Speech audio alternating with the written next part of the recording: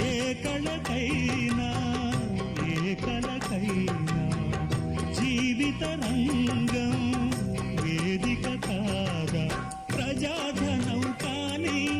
కళా విలాసం ఏ ప్రయోజనం లేని